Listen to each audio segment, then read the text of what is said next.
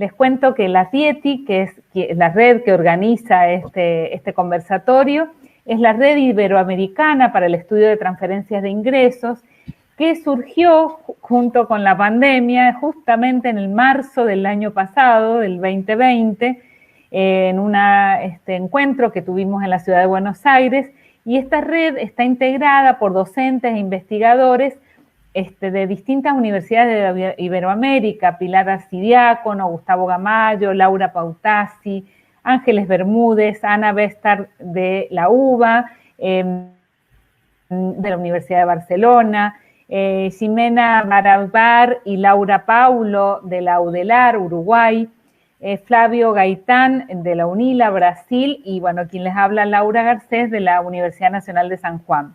El objetivo de la red fue, entre otras cosas, fomentar o propiciar estos espacios de intercambio, de debate y el intercambio de las investigaciones que venimos haciendo desde las universidades nacionales, los temas de transferencia de ingresos, de ingreso universal, de ingreso ciudadano, pero de transferencias en general. Así que como Rieti les damos la bienvenida y bueno, les explico brevemente cómo va a ser la dinámica. En primer lugar va a exponer el doctor Claudio Lozano. Claudio Lozano es licenciado en Economía de la Universidad de El Salvador, fue investigador del CONICET, diputado de la Nación entre 2003 y 2015, actualmente es de la Nación Argentina. Claudio es coordinador general del Instituto de Pensamiento y Políticas Públicas. También ha sido secretario de Estudios y Formación de la CTA, entre otros cargos, y entre las numerosas publicaciones se destacan varias sobre ingreso básico, incluyendo costos de implementación, muchas de las cuales están disponibles en el sitio del Instituto de Pensamiento y Políticas Públicas. Luego va a exponer Itai Agman, que es docente de la Universidad Nacional de Avellaneda y de la UBA, es director del Observatorio de Coyuntura Económica y Política, fue copresidente de la FUA y actualmente es diputado nacional por el Frente Patria Grande en el Frente de Todos. Ha publicado artículos numerosos sobre, por ejemplo, el tema del salario social. Agustín Mario es licenciado, en tercer lugar va a exponer Agustín, magíster en Economía y doctor en Ciencias Sociales por la UBA, es docente investigador del Centro de Estudios de Economía Política y Desarrollo de la Universidad Nacional de Moreno. Su investigación se centra en la teoría del dinero moderno y publicó recientemente un texto sobre teoría del dinero moderno y empleador de última instancia, cómo la Argentina puede usar el pleno empleo para controlar la inflación. Ana Raneri, que va a ser quien comente las ponencias de los expositores, es licenciada en Economía de la Universidad de Buenos Aires, es investigadora del IDEP-ATE, coordinadora del área de análisis y seguimiento de los sectores populares del Instituto de Pensamiento y Políticas Públicas, y en ese sentido ha coordinado una serie de trabajos sobre renta básica dirigida especialmente a trabajadores vulnerables y niños y niñas. Y Flavio Gaitán, nuestro compañero de la Rieti, es profesor de la UNILA Brasil y es miembro de la red. Yo soy Laura Garcés de la Universidad Nacional de San Juan. Bueno, si te parece, Klaus, con tu exposición. Bueno, cómo no. Primero, gracias por la invitación. Nosotros tenemos una propuesta que, tal cual dice el encabezamiento, la primera filmina que ustedes están viendo, lo que intenta es generar un conjunto de instrumentos de política pública que permitan universalizar ingresos sobre la población en situación de informalidad laboral y desempleo. Comienzo diciendo que soy parte de un espacio intelectual y político que desde hace ya mucho tiempo viene planteando este tipo de cuestiones, concretamente desde mediados de la década de los 90, y que en ese marco hemos pasado por diferentes etapas combinando lo que tiene que ver con la discusión política, la reflexión teórica y la evidencia del deterioro social que ha venido viviendo la Argentina en las últimas décadas. En este sentido, hemos pasado de lo que era nuestra visión inicial, cuando formulamos en el momento del Frente Nacional contra la Pobreza, ya por el 2001, la propuesta que decía que había que crear un seguro de empleo y formación, que en la práctica era para la totalidad de aquellos que se encontraban desocupados y que en concreto era una suerte de programa de empleo garantizado y que venía acompañado de dos instrumentos, uno de la asignación universal por hijo, que luego se concretó en la práctica, y la idea de la universalización del haber mínimo, para todos aquellos que llegaran a la edad de jubilarse, independientemente de si habían completado los aportes o no. Desde esa propuesta a lo que estamos formulando hoy pasó bastante tiempo, en donde la propuesta que tenemos es una propuesta que en realidad combina una estrategia de empleo garantizado con una estrategia de renta básica universal de carácter incondicional. Previo a describir la propuesta, diría un par de cosas que tienen que ver con el contexto histórico y coyuntural que venimos atravesando y enunciar algunos de los objetivos que nosotros pretendemos cumplir con la propuesta que en todo caso describiré. Respecto a los elementos de contexto de carácter histórico, nosotros entendemos que la Argentina atraviesa desde hace ya 45 años una verdadera estrategia de la desigualdad, que esta estrategia de la desigualdad que comenzó a partir del golpe de Estado del 76, en realidad implicó una fuerte reestructuración del capitalismo argentino en el marco de un proceso que combinó endeudamiento, valorización financiera, fuga de capitales y desindustrialización, y que tuvo efectos brutales en el mundo laboral. Paso allí a mostrar el primer cuadro. Dice los cambios en el mundo del trabajo, tiene que ver con el impacto que esta reestructuración del capital produjo en materia laboral y está comparada aquí las diferentes ítems de la población económicamente activa para 1970 con la situación en el 2019. Lo que se puede observar allí en ese cuadro es que mientras la población activa alcanzaba a 9 millones de personas en 1970, pasa a representar 19.800.000 personas en el 2019, esto es, hay 10.800.000 personas más, pero cuando uno se fija cómo se dio el crecimiento de esa población, si uno suma lo que es el aumento del desempleo, el aumento del cuentapropismo y el aumento del trabajo no registrado, en total esos tres ítems representan el 75% del total del crecimiento de la fuerza laboral. Esto implica que hay 8.057.000 personas sobre las 10 millones de crecimiento de la PEA que se concentran en el fenómeno del desempleo y la informalidad laboral. En este sentido,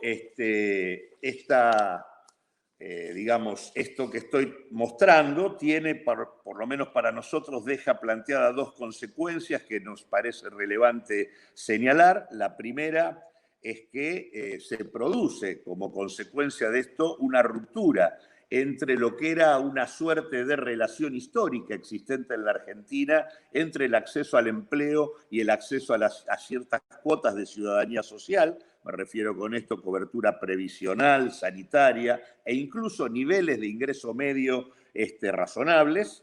Y en segundo lugar, el otro aspecto que importa destacar es que en el nuevo contexto laboral, de relaciones laborales vigentes, los instrumentos tradicionales de política pública que intervenían en el mercado laboral con el objeto de favorecer procesos de redistribución progresiva de los ingresos pierden eficacia y significación. Me refiero con esto al tema del salario mínimo, los básicos de convenio, las paritarias. Concretamente, lo que tenemos es un mercado laboral que opera sin piso, lo cual obviamente debilita la capacidad de negociación general del conjunto de los trabajadores, y ese sin piso se expresa en el hecho objetivo de que del total de quienes trabajan, prácticamente el 40% lo hace con ingresos inferiores a el salario mínimo vital y móvil. El segundo elemento de contexto que me parece importante es que este cuadro laboral no se altera en los contextos de crecimiento, es decir, en los contextos de crecimiento del patrón productivo resultante de las transformaciones vividas en la Argentina. Pese al crecimiento, en ningún momento se horada los niveles de 25 o 30% de población en situación de pobreza, y la informalidad y el trabajo no registrado siguen teniendo niveles sustancialmente altos. Es decir, aún en contextos de crecimiento, tenemos entre 40 y 50% de la población laboral en situación de informalidad. Varían los componentes de esa informalidad, pero entre desocupación e informalidad no bajamos del 40 al 50% de acuerdo a la coyuntura concreta que uno analice. Es decir, el cuadro laboral no se altera por el crecimiento económico, incluso con tasas de crecimiento que fueron significativas, como puede haber sido el periodo 2003-2007, o luego hasta el año 2015. El tercer elemento de contexto tiene que ver con lo que puso sobre el escenario la cuestión de la pandemia a partir del 2020. Concretamente explotó ante nosotros, digamos, algo de lo cual veníamos hablando, pero que aparecía no con toda la visibilidad que correspondía, que es el tema de la informalidad. Ahí tenemos el cuadro número 2, que me parece importante mostrar. Esto apareció gráficamente evidenciado con los inscriptos para el ingreso familiar de emergencia, e incluso en este cuadro nosotros comparamos que la cobertura del IFE, a pesar de haber sido una cobertura sumamente importante, como nunca existiera anteriormente en términos de política social, que fue, digamos, esos 8.400.000 al momento que hicimos el cuadro, luego fue un poco mayor, pero incluso esa cobertura ni siquiera alcanzaba a cubrir la totalidad de la informalidad laboral, que como vemos se ubicaba arriba de las 10,5 millones de personas. Junto con esto, otro elemento que la pandemia puso sobre el escenario es que frente a las restricciones sanitarias, que indudablemente interferían el normal funcionamiento de la economía, y esto era independiente de si estas restricciones sanitarias involucraban a todo el país o solamente al área metropolitana, que por definición representa el 35% de la población, el 55% de la población activa y el 48% del producto.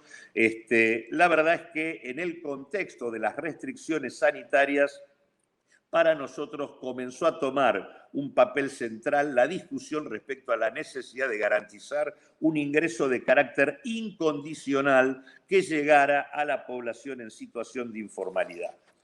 El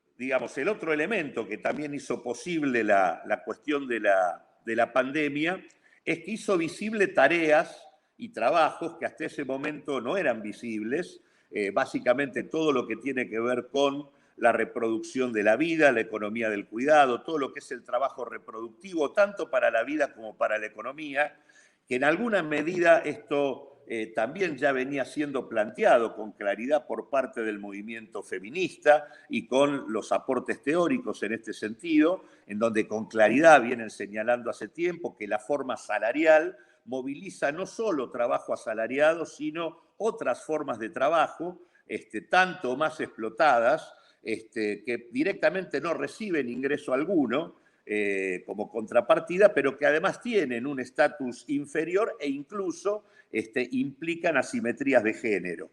En este sentido, el tema de avanzar hacia un proceso que autonomice la esfera de la reproducción de la vida es un objetivo tanto desde el punto de vista de las consideraciones que hace el movimiento de mujeres, como también de la relevancia que adquiere las condiciones de la reproducción de la vida en el contexto del nuevo paradigma productivo y tecnológico, con el papel que tiene el tema del conocimiento y con la importancia de desplegar las capacidades intelectuales e interrelacionales que muchas veces se ven ciertamente amenazadas por las condiciones de pobreza, precariedad y sobreexplotación laboral.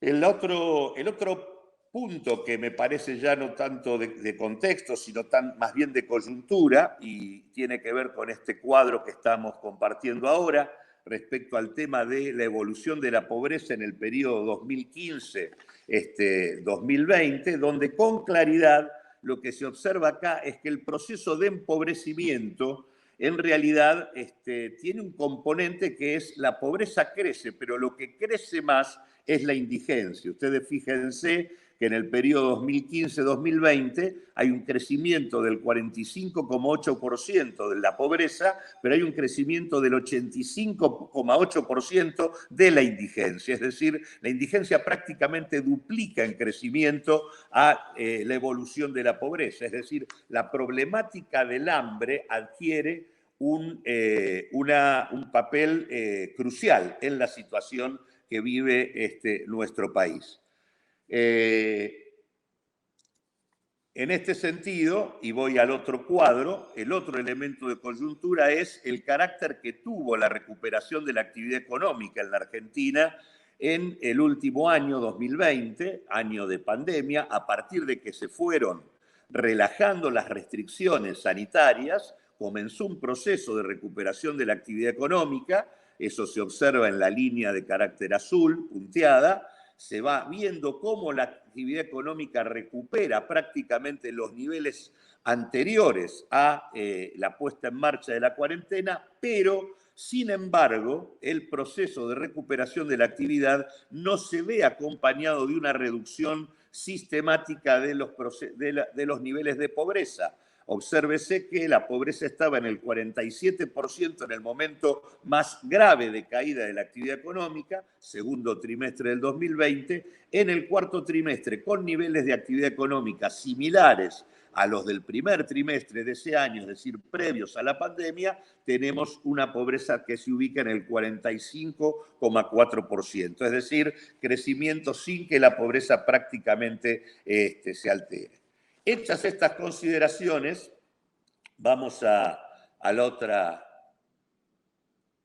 los objetivos que tiene nuestra propuesta. Nuestra propuesta pretende fijar un umbral de dignidad en materia de ingresos para establecer una sociedad que garantice una Argentina libre de hambre. Esto tiene que ver con identificar la intensidad de la pobreza por la vía de la multiplicación de la indigencia respecto a la evolución de la pauperización de la sociedad.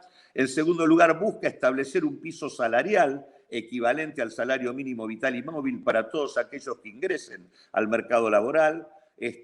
Pone en marcha un programa de empleo de acceso universal garantizado, articulado con políticas públicas dirigidas a restituir derechos sociales. Avanza en institucionalizar un aporte público de toda la población hacia toda la población que reconozca el trabajo para la reproducción de la vida y de la fuerza laboral para la economía.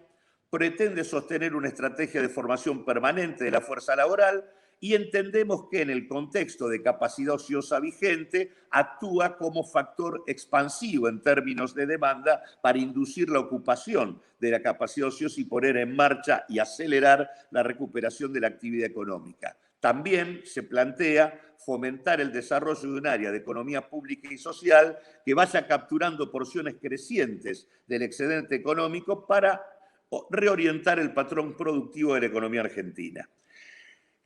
Pasamos al otro punto.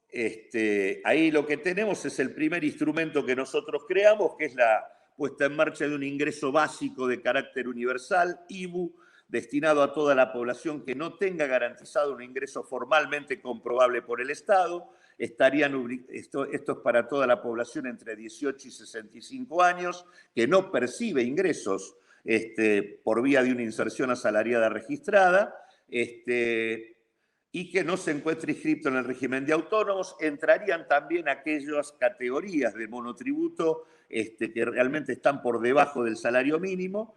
El monto transferido es el equivalente a lo que sería la canasta básica alimentaria para el adulto equivalente, que hoy, calculada por el INDEC, está en el orden de los 8.300 pesos. Es un ingreso de carácter incondicional, sin contraprestación ni condicionalidades, y tampoco resulta incompatible con la asignación universal por hijo. En realidad, el ingreso básico universal más la asignación universal por hijo conformarían la renta básica universal sobre la población informal y desocupada desde el nacimiento hasta los 65 años.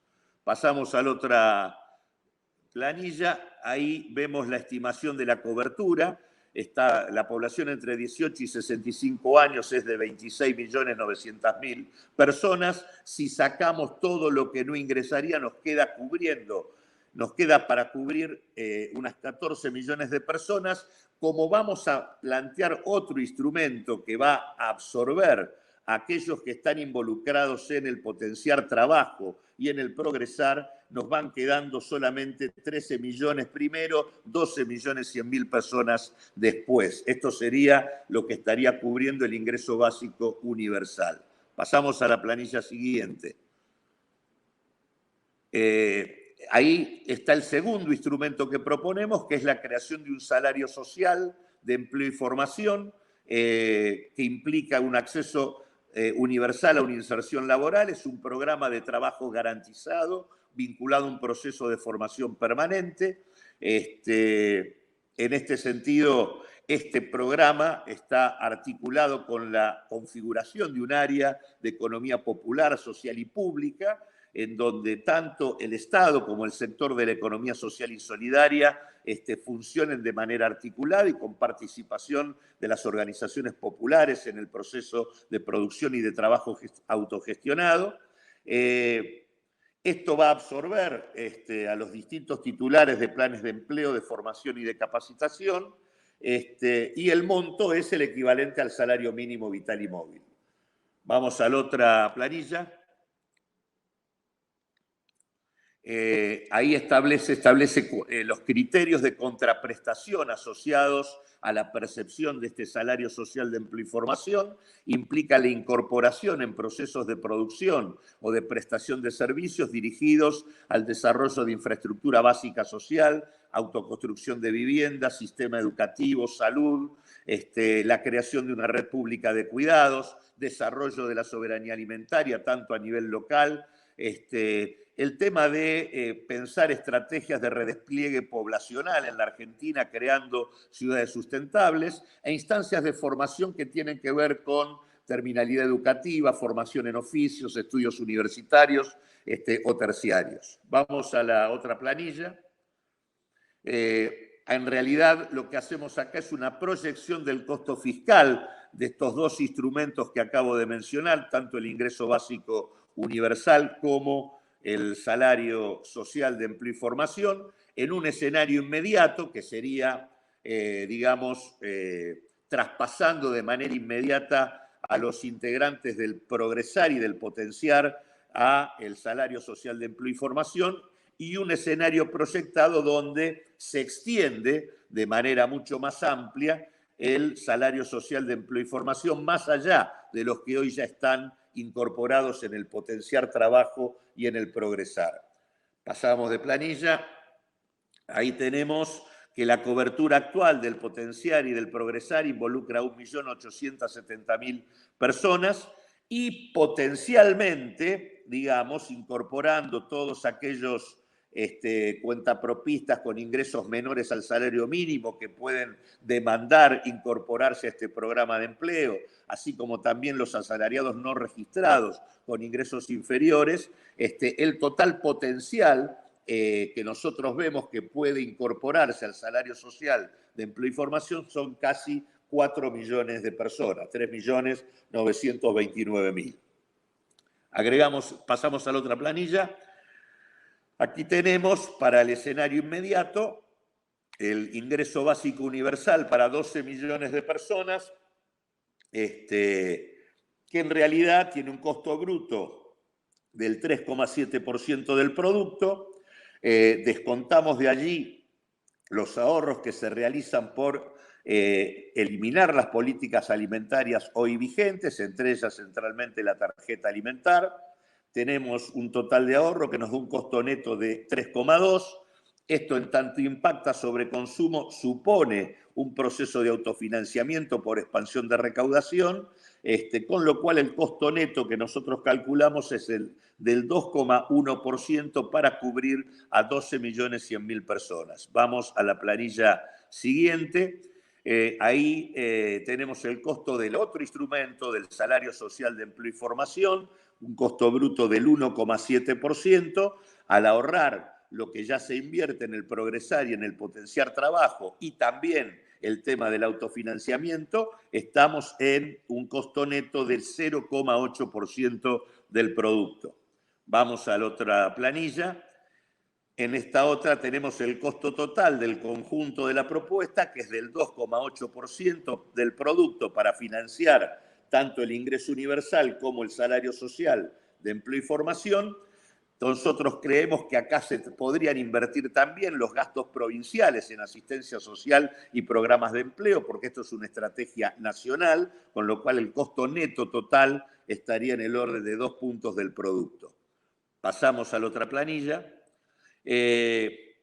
Acá tenemos el escenario proyectado en donde el salario social de empleo y formación va a abarcar a más gente, 4.400.000, y el ingreso básico universal va a bajar a 9.200.000 personas. En este caso, por lo tanto, el costo del ingreso básico baja a 1,5% como costo neto. Pasamos a la otra planilla. El salario social de empleo y formación, en tanto aumenta la cantidad de gente involucrada en este programa, digamos, sube a 2,2% de costo neto. Siempre los criterios entre bruto y neto es descontar los programas hoy vigentes y el autofinanciamiento. Vamos a la otra planilla. En el escenario proyectado, en donde lo que tenemos es una realidad donde toda la población laboral queda por encima de la línea del hambre, por eso decimos Argentina libre de hambre, y donde creamos aproximadamente 4 millones de puestos de trabajo articulados con las contraprestaciones que mencioné anteriormente. En total, la creación de toda esta propuesta nos involucra un 2,9% del producto en total.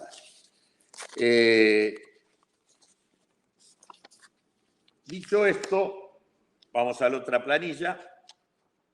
En tanto, la inversión de esta propuesta redunda en incremento de la demanda y supone, por lo tanto, ocupación de capacidad ociosa y aumento de producción. Esto implica ocupación, es decir, empleo, también empleo formal, y por lo tanto, en el mediano plazo, en realidad el costo fiscal que aquí estamos estimando se va reduciendo en la medida que esto va funcionando.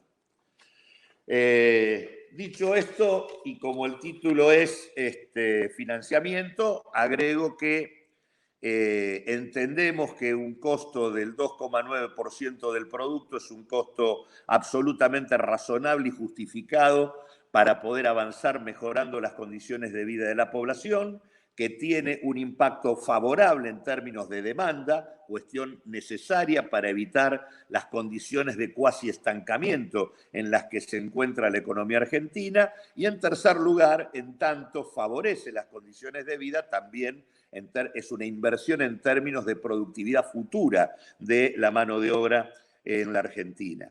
Es bueno dejar en claro que en el momento actual el presupuesto nacional, su ejecución proyecta un excedente de recaudación de aproximadamente un 1,2% del total del producto, que, digamos, en nuestra opinión, Argentina tiene una importante tela para cortar en todo lo que es el debate respecto a la necesidad de una reforma impositiva de carácter integral.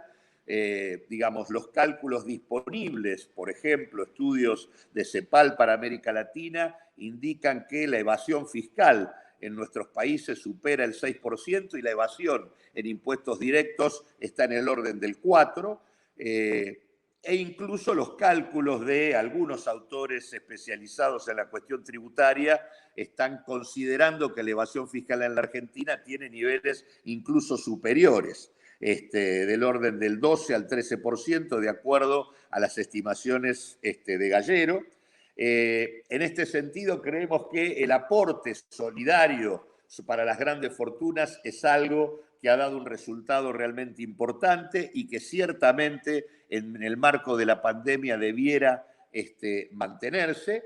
Y a esto además hay que agregarle una serie de cuestiones que nos permitan pensar algunas cosas adicionales. Hay algo que no se ha profundizado, que es la evaluación de toda la investigación desarrollada por el Banco Central sobre el tema de fuga de divisas. Ahí hay una cantidad muy importante, tanto de personas jurídicas, empresas, como de personas físicas, que concentran una cantidad muy importante de recursos fugados, y que ciertamente superan en mucho los 32.000 millonarios que tiene registrada la AFIP dentro de su registro. En este sentido, cuando uno observa la investigación del Central, el 1% de las personas físicas, 66.000 personas, son las que concentran el grueso de la fuga de divisas desarrollada por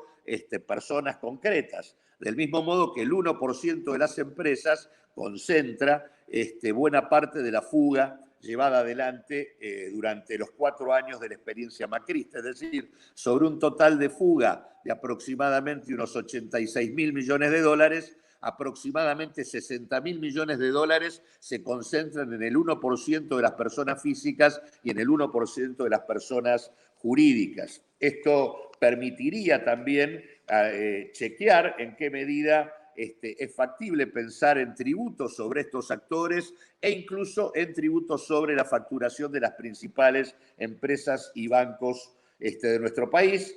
Creemos que la Argentina merece una revisión general del gasto tributario, que está hoy en el orden de los 800.000 millones de pesos, y al mismo tiempo creemos que también es necesario revisar la cuantía de subsidios que en todo caso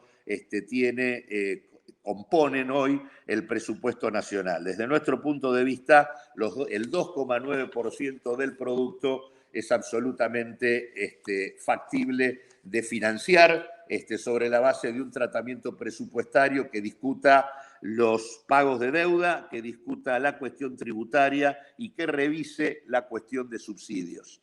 Voy a la planilla que se pone allí, con la que pretendo terminar para no olvidarme de señalar algo. Ahí se muestra para el año 2020 el hecho de que, de acuerdo a la cuenta de generación del ingreso presentada por el INDEC, lo que vemos es una caída de la participación de los salarios y un aumento del excedente empresarial sobre la base de apropiar parte de la caída de los salarios más el aumento de los subsidios. Lo que se observa es cómo la capacidad del capital más concentrado para, vía precios, puede capturar digamos, el deterioro del poder adquisitivo del salario e incluso apropiar los beneficios de los subsidios que en todo caso se pusieron en marcha en el marco de la emergencia.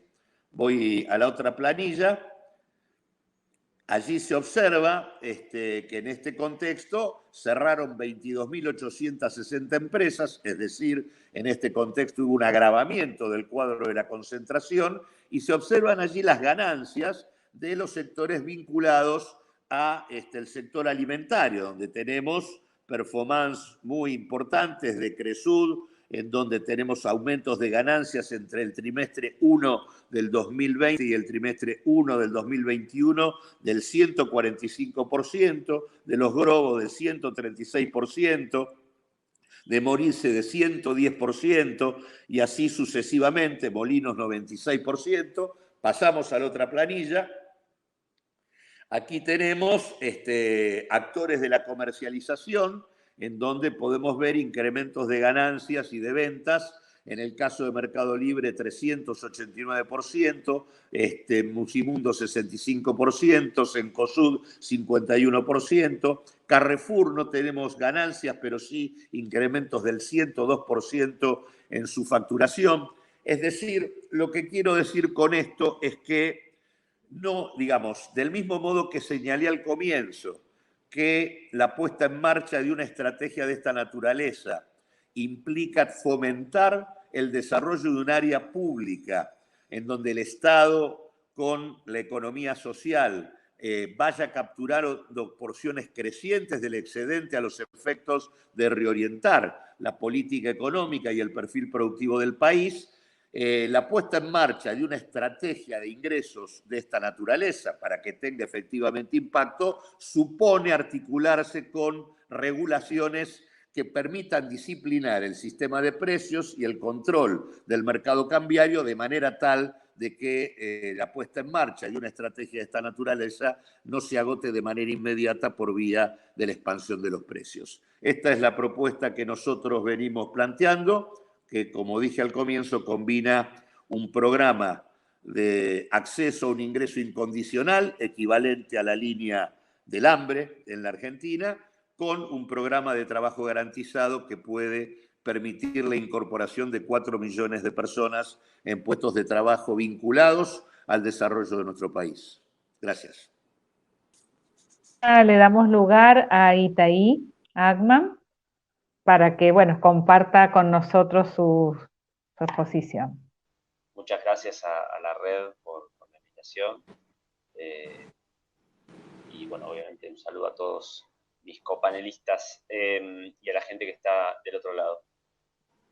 La verdad es que conceptualmente no tengo diferencias con lo que dijo Claudio. Y entonces, para no repetir, digamos, lo mismo, me voy a tratar de complementar, ¿no? Un poco algunos fundamentos de la idea de nosotros le llamamos salario básico universal, el Papa dijo salario universal, ingreso básico universal. Bueno, hay distintos nombres dando vueltas, pero lo importante más allá del nombre de la política es el contenido. Y es muy similar, más allá de algunas diferencias casi de detalle que no valdría la pena ahondar acá, porque sería una discusión casi técnica que se puede ver una vez que se pone en marcha una discusión institucional o la implementación de una política de esta naturaleza. Pero quiero entonces complementar algunas cosas que dijo Claudio, de fundamentos de la idea, que me parece importante poner sobre la mesa, porque efectivamente hay, como dijo Claudio, causas estructurales y causas coyunturales, digamos, ¿no? Es decir, la coyuntura de la pandemia aceleró algunas discusiones en varios sentidos, ¿no? No solamente en términos de este tema, y obviamente uno ve los números de pobreza actual y de precarización y de indigencia, como bien señalaba Claudio, que es lo que más creció en el último tiempo, y efectivamente la idea de un piso de ingresos que garantice por lo menos la canasta básica alimentaria para todas las personas en Argentina se vuelve más urgente. Pero a mí me interesa más las estructurales, porque de esta pandemia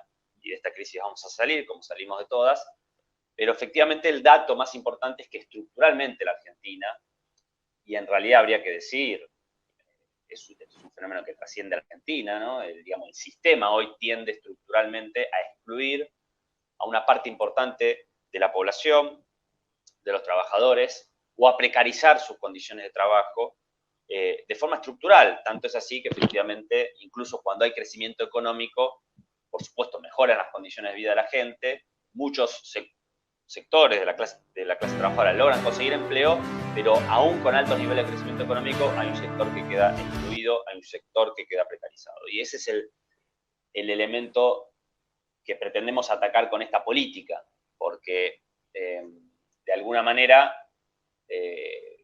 aún si uno esperara que con el crecimiento económico y políticas correctas para orientar el crecimiento económico se pueda garantizar que todo el mundo tenga pleno empleo, que todo el mundo tenga derecho a un trabajo en condiciones dignas, con un salario digno, bueno, o nos llevaría muchas décadas hacia adelante, lo cual nos plantea una pregunta que es, bueno, ¿pero qué hacemos en el mientras tanto? Porque no le podemos decir a toda esa gente que espere que en 20 años, después de crecer 20 años, va a acceder a un pleno empleo. Y además, posiblemente incluso, aunque sostengamos esas políticas durante muchas décadas, haya algunas razones estructurales de cómo hoy funciona el mundo que nos impida incluso por mucho tiempo resolver estructuralmente que todo el mundo tenga plenos derechos e ingresos. Entonces, obviamente hay un objetivo inmediato de estas propuestas que tiene que ver con garantizar ese piso de ingreso, que coincido que la canasta básica alimentaria es una cuestión razonable, porque por lo menos garantiza las necesidades elementales, que es de alimentación de la población, pero que también tiene otros elementos que a mí me gustaría, digamos, desarrollar un poco, que tienen que ver con, lo mencionó Claudio al pasar, cómo ir corrigiendo las asimetrías que tiene el mercado laboral, ¿no? Porque acá hay una discusión conceptual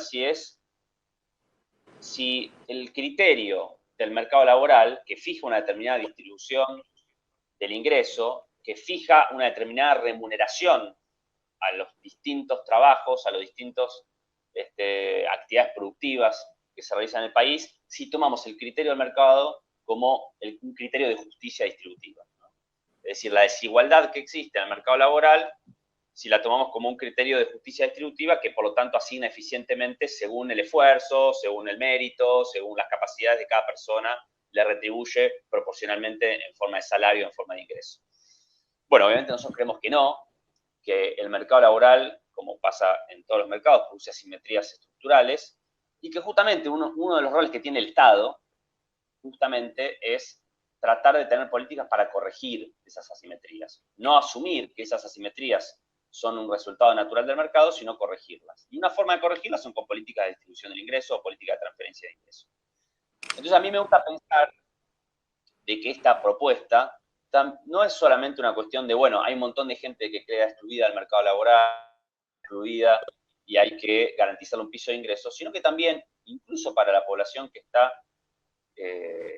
trabaja con o sin remuneración, con esta política de alguna manera se logra no equilibrar totalmente, pero sí podríamos decir equilibrar parcialmente, corregir parcialmente desigualdades que se producen en el mercado laboral que no tienen un fundamento desde el punto de vista de la justicia social.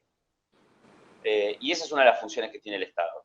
Y junto con esto, también algo que mencionó Claudio, es valorizar el trabajo no remunerado, ¿no? Que es un tema que se puso en agenda muy fuerte en el último tiempo, que fundamentalmente realizan las mujeres, entre las cuales se destaca obviamente las tareas de cuidado, y que mal llamamos en las estadísticas muchas veces población inactiva, ¿no? Como si las personas que no tienen trabajo, ni trabajan por su cuenta, ni buscan trabajo, no hicieran nada, digamos, ¿no? Durante el día, digamos. Son inactivos.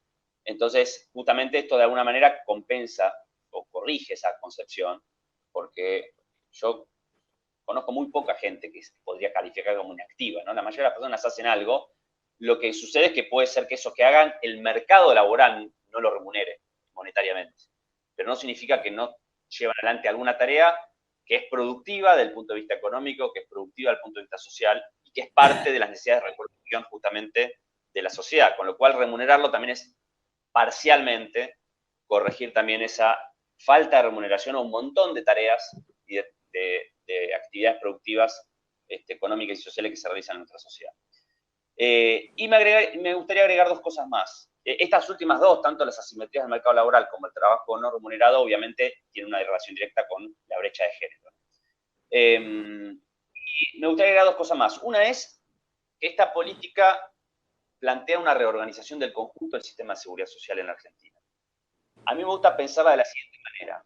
La Argentina tenía un problema estructural de exclusión, por ejemplo, de toda la población adulto mayor, que por no tener los aportes en el sistema previsional contributivo que teníamos, por no contar con los aportes, no podía jubilarse. ¿Qué hizo el Estado para resolver eso? Bueno, a través de una política de inclusión jubilatoria, con las moratorias, logró que millones de personas que no contaban, de acuerdo a la lógica del sistema contributivo, con los aportes para jubilarse se puedan jubilar. Y de esa manera, la cobertura de la seguridad social de la población adulto mayor en Argentina pasó de una exclusión estructural de un sector muy importante a un alcance universal muy elevado, ¿no? Digamos, casi el 100%, y es una de las cosas que obviamente nos da mucho orgullo a Argentina, que muchos otros países no tienen, ¿no? Una cobertura prácticamente universal para los adultos mayores y que, digamos, que pueden tener acceso a la jubilación. Que dicho, digamos, como nota al pie, no casualmente es uno de los puntos que suele atacar la ortodoxia económica, ¿no? Los economistas que podríamos decir de la derecha, ¿no? Que justamente suelen plantear que el problema del Estado es que se jubiló un montón de gente que no ha hecho sus aportes y eso plantea un gasto estructural del Estado que es imposible de financiar, que no es sustentable y por lo tanto el Estado siempre tiende a la quiebra. Que la Argentina tenía también una exclusión estructural de niños y niñas cuyos padres no tenían un empleo formal. ¿Cómo se corrigió ese problema? Bueno, creando la asignación universal por hijo, que es igualar, corregir una desigualdad estructural entre los niños y niñas cuyos padres tienen un empleo formal y cuyos padres no tienen un empleo formal. Bueno, lo que estamos discutiendo en última instancia con el salario básico universal o con el ingreso básico universal es ampliar la cobertura social en Argentina también a la población que tiene entre 18 y 65 años y que no garantiza con su actividad productiva, económica y social un piso de ingresos al menos para garantizar sus necesidades básicas, ¿no? Entonces, en realidad, a mí me gusta pensar que esto es lo mismo que hicimos con los adultos mayores y lo mismo que hicimos con los niños y las niñas con la población que se llama, entre comillas, en edad laborable, ¿no? Que tiene entre 18 y 65 años. Y me parece muy correcto en este tipo de propuestas, como planteó Claudio, separar lo que es una política de ingresos de lo que es una política de empleo o lo que es un plan de empleo, ¿no? Cosa que hoy en la Argentina no sucede, porque muchas veces los programas de planes de empleo, por ejemplo, los que existen hoy, como el potencial trabajo y demás, cumplen esa doble función. En parte tienen como objetivo potenciar experiencias de gestión cooperativa, productivas, y en parte tienen como objetivo que un montón de gente tenga un ingreso que les permita resolver sus necesidades básicas. A mí me parece que conceptualmente y en la política pública separar esos dos planos es importante. Es decir, por un lado, a través del sistema de seguridad social, garantizar un piso de ingresos y por otro lado, tener programas de empleo que garanticen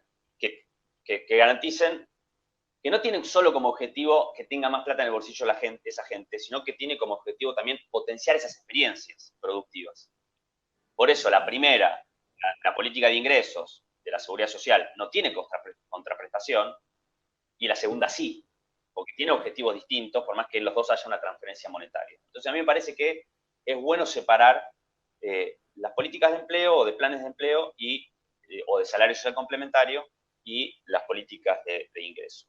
Y la propuesta nos invita a repensar ambas cosas, y en eso me parece. Bueno, eso me parece que son los fundamentos principales de la propuesta. Después me parece importante destacar respecto al contenido más concreto, que estamos hablando de un ingreso de tipo individual, lo cual es importante. En nuestra concepción de por lo menos cómo nosotros venimos concibiendo la propuesta, el mecanismo es a través de una inscripción que permite un filtro, porque obviamente hay mucha gente en el universo de personas que no tienen un empleo formal, que en realidad no necesitan este piso de ingresos, digo, gente incluso de clase media, media alta, y eso, como pasa en muchísimas otras políticas públicas, se logra filtrar a través de distintas herramientas que podríamos detallar, que no tiene intermediarios ni ningún tipo de discrecionalidad, y eso es muy importante.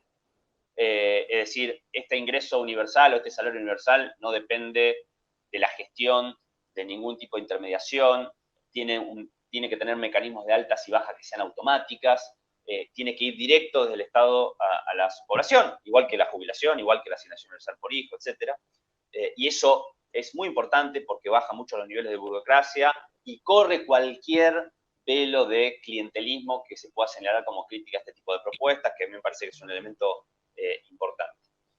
Y respecto al financiamiento, la verdad es que Claudio lo desarrolló con mucho detalle. Nosotros hicimos cuentas que nos dan, por cómo lo concebimos, que no es exactamente igual que lo planteó Claudio, nos dan un poquito distinto, pero en términos generales es muy, muy parecido. Es muy, muy parecido. Es un volumen de dinero que, por supuesto, es importante, porque hablar de 2 puntos del PBI es una cantidad de dinero importante, y obviamente no es gratuito agregar de un día para el otro 2 puntos del PBI, con lo cual pensar alternativas de financiamiento es importante. Pero si bien es un volumen de dinero importante, no es un volumen de dinero que cuando uno plantea la propuesta suena ridícula, ¿no? Suena absolutamente utópica, absolutamente inalcanzable. Es mucha plata, pero se enmarca dentro de lo realista, dentro de lo que se puede hacer. No es un planteo simplemente testimonial para decir, sí, habría que hacer esto, pero en realidad es imposible porque estamos hablando de un volumen de guita que es imposible financiar. Se puede financiar. Se puede financiar de distintas maneras. Me parece que es importante pensarlas. No sé si vale la pena ahora desarrollar, pero a mí me parece que incluso hay que rediscutir. Por supuesto, está la cuestión de la recaudación del Estado y donde aparece la discusión de la reforma tributaria para hacerlo más progresivo, y no es solamente el objetivo de hacerlo más progresivo el sistema tributario para que sea más justo socialmente, sino también para recaudar más, ¿no? La esencia de un impuesto progresivo no es solamente cobrarle más a los que tienen, sino que también el volumen de recaudación sea mayor. Me parece importante también, por último, plantear algunas discusiones que hay al respecto de esto, que si esto avanza y si se convierte en una discusión institucionalizada en la Argentina, van a parecer que es importante, que es, por un lado, y esta incluso está presente dentro de lo que podríamos llamar el campo nacional y popular, ¿no? No solamente son discusiones con la derecha, digamos, o con los sectores más conservadores. Si hay una contraposición entre la idea del pleno empleo o de la creación de trabajo y el salario básico universal o el ingreso básico universal. Es decir, de alguna manera, si la idea de una transferencia directa de ingresos de esta naturaleza se puede convertir en un obstáculo para la generación de puestos de trabajo o para la formalización, digamos, ¿no? Y esta es una discusión importante porque va a aparecer en la medida que este debate se expanda. Primero, me parece que es importante señalar que la idea de una transferencia de ingresos directa a la población en sí misma, de este monto además, ¿no? De este monto, no es de alguna manera un desincentivo al trabajo. Sí puede ser un desincentivo para algunos trabajos muy mal pagos, y si fuera así, la verdad que no le veo efectos negativos, sino más bien positivos. Y en todo caso, creo que la experiencia indica de que cuando los trabajadores, en términos generales, tienen mejores ingresos o tienen cubiertos pisos de ingresos, su poder de negociación para conseguir mejores salarios en el mercado laboral aumenta, ¿no? Entonces, cuanto más, digamos, que la misma función que cumple, o que debería cumplir, después como discutir en la práctica con el mercado laboral que tenemos no están así, la fijación de un salario mínimo, digamos, es la misma discusión. Alguien podría plantearnos, si vos fijas un salario mínimo, va a haber un montón de gente que no va a querer trabajar. No, va a haber un montón de gente que no va a querer trabajar si le querés pagar el salario mínimo. Tenés que pagarle más y van a querer trabajar. Es decir, es una manera, en realidad, cuanto mejor sea el nivel de piso de ingresos, mayores van a ser los salarios. Y esto es importante porque esto implica que una política de esta naturaleza también va a beneficiar, probablemente salarialmente, a una persona que no lo va a recibir. Es decir, también va a beneficiar indirectamente el nivel salarial de aquellos trabajadores y trabajadoras formales. En definitiva, el empresario va a tener que ser más generoso a la hora de ofrecer salarios para que la población y para que los trabajadores quieran tomarlos. O sea que, en mi opinión, cumple la función opuesta la idea de un piso de ingresos. No solo no desincentiva, sino que incentiva a mejores salarios dentro del mercado laboral. Pero aún si fuera, digamos, una discusión, aún si fuera cierto, supongamos, que la aspiración es el pleno empleo y que esto no es lo ideal o no es lo mejor, bueno, al menos tiene que ser asumido, creo yo, como una política transitoria, ¿no? Como una política transitoria que el mercado laboral, si es que algún día lo logra. Yo soy muy escéptico del tema, pero digo, pensando en quienes creen que realmente la única política de inclusión es el mercado laboral, al menos mientras tanto, como una política temporaria, debería ser asumida por quienes creen que en realidad no es una política correcta. Y me parece que es importante, esto ya por ahí es una cuestión muy puntual respecto a este debate sobre el salario básico, el ingreso básico, si conspira o no contra el mercado laboral, ver mecanismos concretos, obviamente, para no fomentar la formalización, como se hacen en casi todas las políticas sociales, ¿no? Digamos que eso me parece que es algo sencillo de hacer con algún sistema. Nosotros pensamos en algún sistema de escalas, que por ejemplo los trabajadores formales que cobran menos del salario mínimo también lo cobren, o los monotributistas por ahí de las categorías más bajas, para que el salto no sea tan abrupto entre cobrar el ingreso a no cobrarlo, y que eso genera algún tipo de incentivo, supongamos, a no querer formalizarse. Y por último, a mí me parece que digamos, uno tiene que pensar quizás que vivimos en un mundo, digamos, en una economía que tiene tal nivel de asimetría en términos productivos, que también esta idea que puede sonar como excesivamente asistencialista de parte del Estado, es la única manera hoy, o es la única herramienta que tenemos a mano en este momento para lograr una distribución del ingreso que vaya más allá de las luchas clásicas, ¿no? Las luchas por el salario. A mí me parece que es una idea que se ajusta a los tiempos que vivimos, que me parece que además, a diferencia de las políticas más de tipo, entre comillas, asistencial, como son las políticas justas y necesarias que se hacen en los momentos de crisis coyuntural, como las que se hicieron el año pasado, como las que se hacen hoy, con la tarjeta alimentaria, etc. Me parece que no es lo mismo cuando el Estado hace una política asistencial para tenderle una mano. Podemos discutir si es suficiente o insuficiente, casi siempre es insuficiente, pero digo, para tenderle una mano a gente que la está pasando mal, no es lo mismo eso que cuando se establece un nuevo derecho, ¿no? Y estos ejemplos que yo di, con los adultos mayores o con la Universidad por Hijo, además de transferencia de ingresos, plantearon un nuevo derecho en la Argentina. Y a mí me parece que la idea del salario básico universal o del ingreso básico universal tiene esa cualidad, que plantearon un nuevo piso de derechos también en la Argentina, y no solamente una política de transferencia de ingresos. Así que bueno, me parece que son un montón de temas para discutir. Yo creo que este debate se va a ir instalando en la Argentina en el corto plazo. Tenemos que estar muy preparados, porque creo que puede ser, si se instala y se discute abiertamente, públicamente, institucionalmente, puede convertirse en una de las principales discusiones con los sectores, digamos, más conservadores políticamente, con una perspectiva más fiscalista, con una perspectiva más ortodoxa de la economía. Y creo que es muy importante armarnos de todos los argumentos que tengamos a mano para discutir por qué es una política no solamente necesaria desde el punto de vista justa, desde el punto de vista de lo social, sino también, como dijo Claudio, que puede ser una herramienta para ayudar a acelerar el proceso de recuperación económica después, no de la pandemia, después de los 3 años de crisis que la Argentina lamentablemente se hundió, y hace que el punto de partida de la reconstrucción de la Argentina sea más bajo del que imaginábamos quizás en diciembre de 2019. Bueno, corto acá, muchas gracias. Muchas gracias, Itaí. Muchas gracias por tus reflexiones. Bueno, y ahora escuchamos a Agustín. Voy a tratar de ser breve. Ya cuando nos toca hacer el último es difícil mantener entretenidos, así que espero lograrlo. Voy a tratar de ser en 15 minutos, tirar algunas ideas para complementar las exposiciones muy interesantes de Claudio y de Itaí.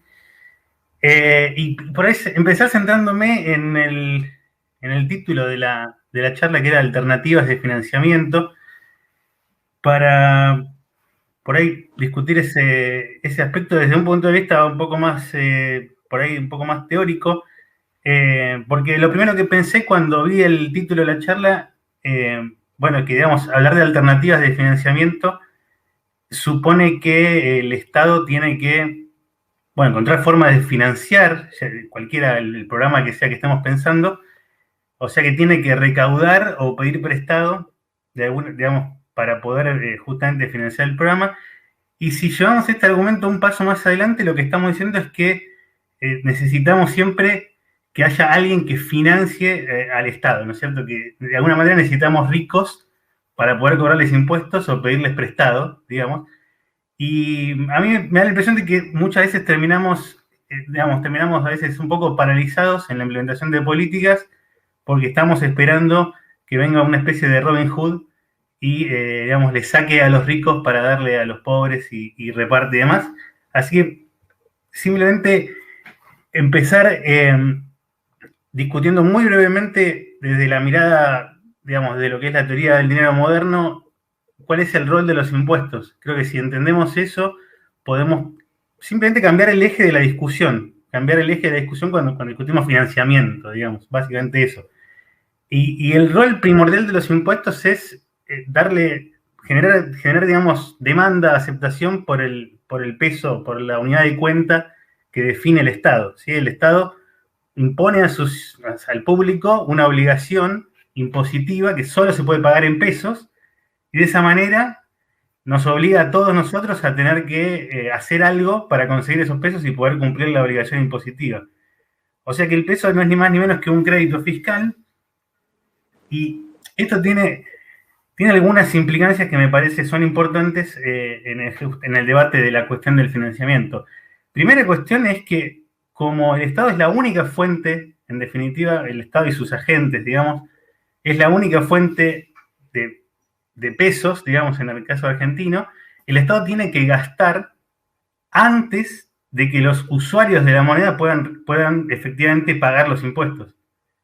O sea, sería, digamos, es como, yo no puedo, por ejemplo, digamos, entrar al cine y entregar mi entrada si antes esa entrada no fue emitida.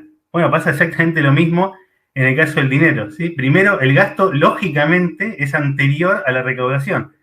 Y si esto es así, es claro que el Estado no necesita recaudar para poder gastar. Tampoco necesita pedir prestado, digamos, por la misma razón, básicamente. Entonces, lo que quiero tratar de dejar lo más claro posible es que la recaudación o el pedir prestado, digamos, lo que sería la venta de bonos, son operaciones posteriores, lógicamente posteriores al gasto, ¿sí? Y la implicancia de esto, de entender esto, es que el emisor de pesos no tiene restricciones financieras en pesos. Siempre que digo esto, dicen, este pibe está loco, o sea, se volvió loco, es uno de los utópicos que recién decía Itaí, y quiero dejar bien claro que no. O sea, yo solamente estoy, digamos, mostrando un hecho, y no estoy diciendo que no tenga ningún tipo de limitación el Estado. El Estado está limitado por lo que está a la venta en pesos, digamos, ese es el límite. Pero no es un límite financiero, no se le va a acabar la plata como se me puede acabar la plata a mí o a cualquier otro usuario de pesos. ¿Por qué me parece interesante discutir esto y que me parece importante que sería bueno que cada vez más gente lo pueda ir entendiendo? Porque entonces podemos pasar a discutir las opciones de política, las podemos discutir por sus efectos, por sus consecuencias sobre la economía, y no, digamos, haciendo cálculos de si aumentan o reducen el déficit, aumentan o reducen el superávit, que son cuentas interesantes, pero que no tienen demasiado sentido en mi humilde parecer. Sí interesa discutir los efectos de las políticas. Básicamente las finanzas públicas tienen que ser funcionales a los objetivos de política. Si para cumplir objetivos necesitamos un déficit, excelente. Si necesitamos un superávit, también. Digamos, el déficit o el superávit no es ni bueno ni malo. Ese es un poco el primer punto que para mí tenemos que entender. Si entendemos esto, las discusiones son mucho más interesantes, porque pasamos a discutir los efectos de las políticas. Yo, la verdad que no conocía, digamos, tan en detalle las propuestas tanto de Claudio como de Itaí, pero yo, básicamente, la propuesta que vengo tratando de difundir hace un tiempo es la de colocar al Estado como empleador de última instancia. Es una propuesta muy sencilla, a mi entender. Es básicamente el Estado anuncia un salario básico y contrata a todos los que se presenten a trabajar a cambio de ese salario. De esa manera uno tiene una forma de pleno empleo. Digamos, todo el que quiere trabajar puede hacerlo. Y aparte, digamos, una característica, entre otras que podemos discutir, una característica muy interesante del programa es que sería un programa marcadamente contracíclico, o sea, el tamaño del programa aumentaría en los momentos, digamos, de recesión económica y se reduciría automáticamente en los momentos de crecimiento y demás. Ahí hablaban de poner un piso a las condiciones, digamos, de vida en Argentina. Yo creo que este programa justamente lo que haría, yo siempre le digo a mis alumnos que el salario mínimo en la Argentina es cero, ¿cierto? Mientras que haya algún desempleado en la Argentina, el salario mínimo efectivo es cero, y con un programa de garantía de empleo dentro de última instancia, el salario mínimo efectivo sería positivo y sería un verdadero piso para las condiciones laborales del conjunto de los trabajadores, y también una forma de combatir la informalidad, ¿cierto? Dependiendo de las condiciones que uno fije para este programa, eso va a afectar al conjunto de la fuerza laboral. Después, si hay preguntas, podemos discutirlo más en detalle. Yo me quería detener, confieso que, yo había preparado para discutir un poquito la propuesta más teórica del ingreso básico universal, que, me tocó estudiarlo bastante en detalle, el trabajo de Van Parix y el trabajo, en Argentina de Lobolo, creo que es la referencia, también Claudio Lozano también, obviamente, es la referencia ineludible. Si bien no estoy, categóricamente en contra de las propuestas de ingreso básico universal,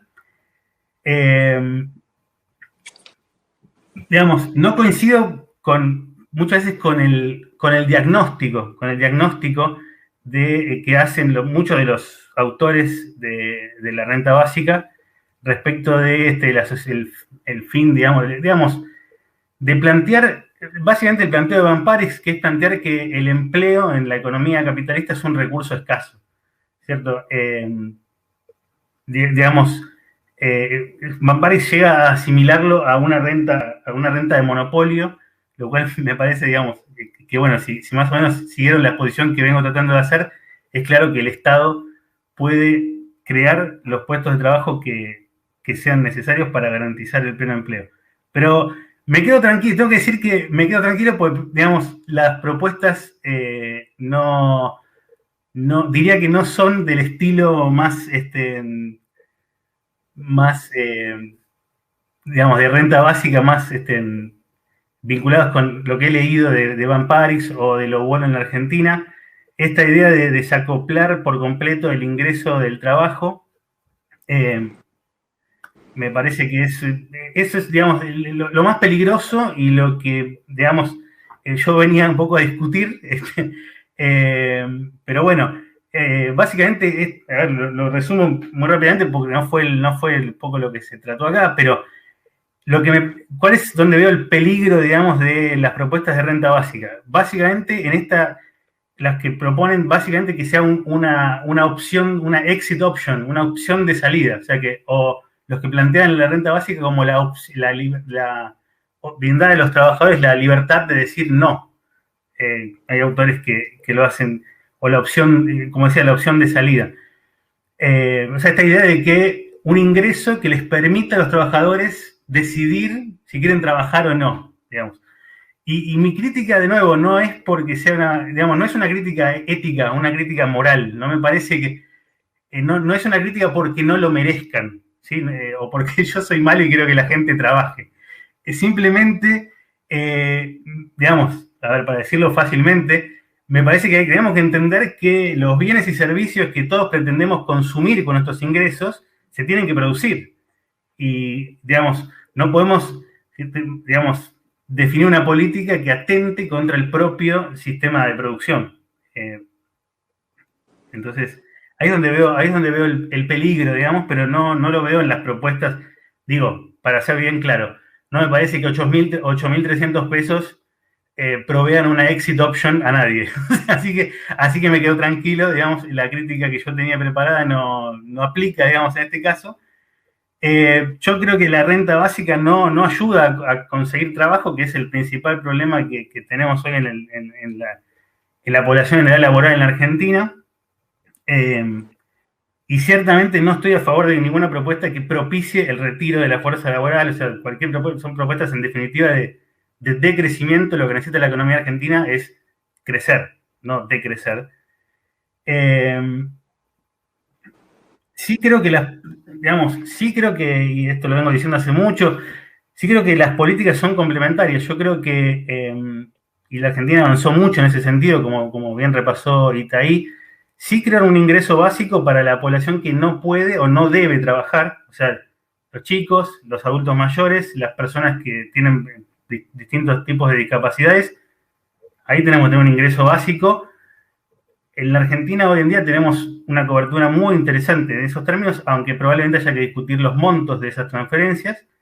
Y después creo que sí queda todo por hacer, o queda mucho por hacer en la población en edad laboral, ¿sí? De nuevo, para que se entienda un poco, o por lo menos para quedarme tranquilo y reforzar un poquito lo que traté de hacer énfasis. Simplemente los impuestos no financian el gasto. Esto no quiere decir que discutir la estructura impositiva no sea importante, pero el punto es que no necesitamos hacerlo para poder financiar el gasto. El gasto se puede hacer igual.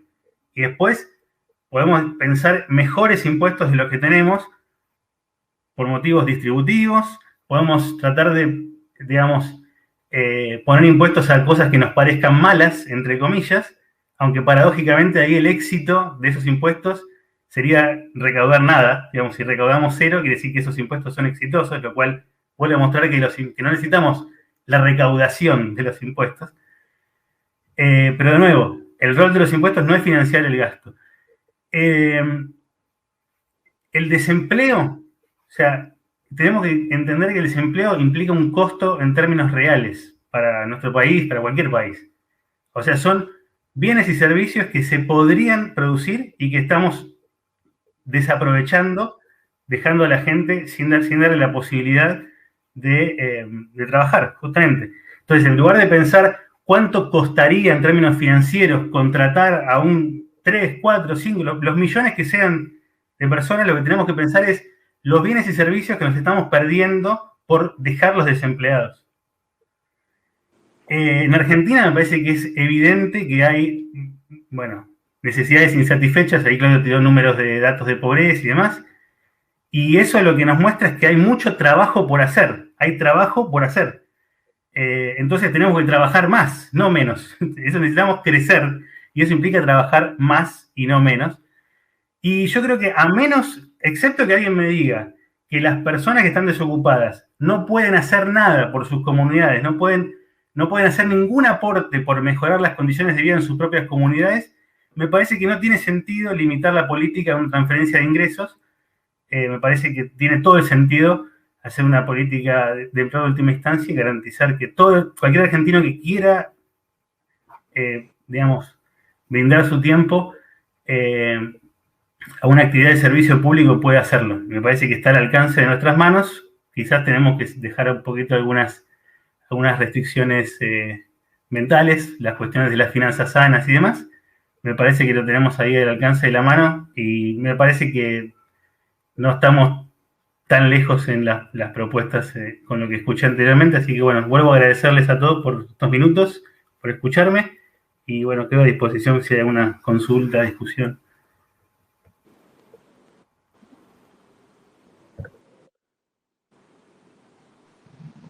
Muchas gracias, Agustín.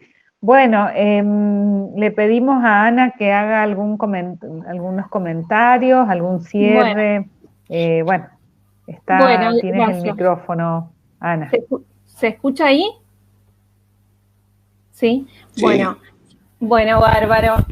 Bueno, gracias por la invitación. Primero, bueno. ¿Se escucha? Sí. Bueno, muy sugerentes las propuestas, ¿no? Itaí con el salario... Hola. ¿Sí? ¿Se escucha? Hola. Sí. Sí, se escucha. Ah. Bueno, muy sugerentes las tres propuestas, la propuesta de Itaí con el salario complementario, ¿no? Con esta idea de complemento salarial a actividades no valoradas o subvaloradas por el mercado, la propuesta de Agustín también de pensar al Estado como un empleador en última instancia, ¿no? Su función contracíclica, y bueno, y Claudio con la idea de un ingreso básico universal de carácter incondicional para la población que no tiene garantizado un ingreso, un piso alimentario, incluso complementarlo con un programa de empleo. Me parece que hay muchos puntos de conexión, pero también hay algunos matices. Yo sí vi matices en las distintas propuestas.